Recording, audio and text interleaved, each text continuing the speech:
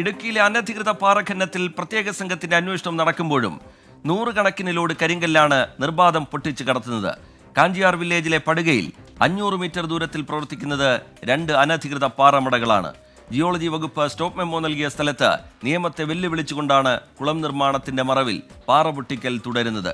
വിവരങ്ങളുമായി രാഹുൽ വിജയൻ ഇടുക്കിയിൽ നിന്ന് ചേരുന്നുണ്ട്. രാഹുൽ, ഇതുമായി ബന്ധപ്പെട്ടുള്ള അന്വേഷണം, നിർദ്ദേശങ്ങൾ ഇതൊക്കെ നമുക്ക് മുമ്പിലുണ്ട്. അതിനിടയിൽ ഇങ്ങനെ നിയമത്തെ വെല്ലുവിളിച്ചുകൊണ്ട് പാറ പൊട്ടിച്ച് നിരവധി ലോഡുകൾ ദിവസവും കടന്നു പോകുന്ന സാഹചര്യം എന്താണ് അതിന് വഴിയൊരുക്കുന്നത്?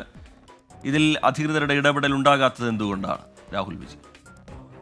രജിത്, കളക്ടറുടെ നിർദ്ദേശപ്രകാരം ഈ ഇടുക്കി ജില്ലയിലെ അനധികൃത ഖനനവുമായി ബന്ധപ്പെട്ട അന്വേഷണത്തിന് പുല്ലുവിലയാണ് എന്നുള്ളതാണ് ഏറ്റവും പ്രധാനപ്പെട്ട കാര്യം. ഈ ചില ആളുകൾ കൊടുക്കുന്നത് കാഞ്ചിയാർ പടുകയിൽ മാത്രം 500 മീറ്റർ ദൂരത്തിൽ 2 അനധികൃത പാറമടകൾ പ്രവർത്തിക്കുന്നുണ്ട്. കഴിഞ്ഞ ദിവസം നമ്മൾ ഒരു പാറമടയുടെ ദൃശ്യങ്ങൾ സഹിതം കാണിക്കുകയും ചെയ്തതാണ്.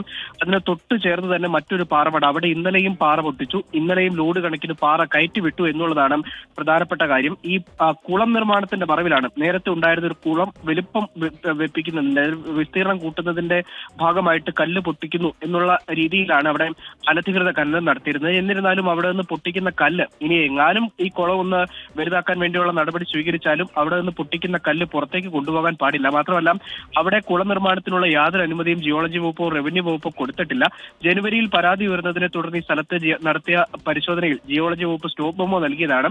പക്ഷേ അതിൽ യാതൊരു നടപടിയും പിന്നെ ഉണ്ടായില്ല. ആ ഖനനം നിർബാധം തുടരുകയായിരുന്നു. ഈ സ്ഥലത്തിന്റെ സ്ഥിതിഗതികൾ പരിശോധിക്കുന്നതിനും അറിയുന്നതിനും വേണ്ടി ജിയോളജി വകുപ്പ് താലൂക്ക് ഓഫീസർക്കും വില്ലേജ് ഓഫീസർക്കും കത്ത് നൽകിയിരുന്നു. ഈ സ്ഥലം ആരുടെയാണ്, അതോ റവന്യൂ വകുപ്പിന്റെ ആണോ അല്ലെങ്കിൽ കുത്തകപ്പാട്ട സ്ഥലമാണോ എന്നുൾപ്പെടെയുള്ള കാര്യങ്ങൾ അറിയാൻ വേണ്ടി കത്ത് കൊടുത്തിട്ട് ഇതുവരെ റവന്യൂ വകുപ്പ് ജിയോളജി വകുപ്പിന് മറുപടി കൊടുത്തിട്ടില്ല എന്നുള്ളതും ആശ്ചര്യപ്പെടുത്തുന്ന കാര്യമാണ്. ഇതിനിടെ ഈ ഖനനം ഇങ്ങനെ തുടരുന്നത് ഉദ്യോഗസ്ഥ ഒത്താശയോടുകൂടി തന്നെയാണെന്ന് നിസ്സംശയം പറയാവുന്ന കാര്യമാണ്. കോട്ടയം സ്വദേശിയുടെ ഉടമസ്ഥതയിൽ സ്ഥലത്താണ് ഈ അനധികൃത ഖനനം ഇപ്പോഴും തുടരുന്നത്. ഈ JCB ഉൾപ്പെടെയുള്ള സംവിധാനങ്ങൾ അവിടെ കിടപ്പുണ്ട്. കഴിഞ്ഞ ദിവസങ്ങളിലും ഈ ഖനനം തുടരുകയായിരുന്നു.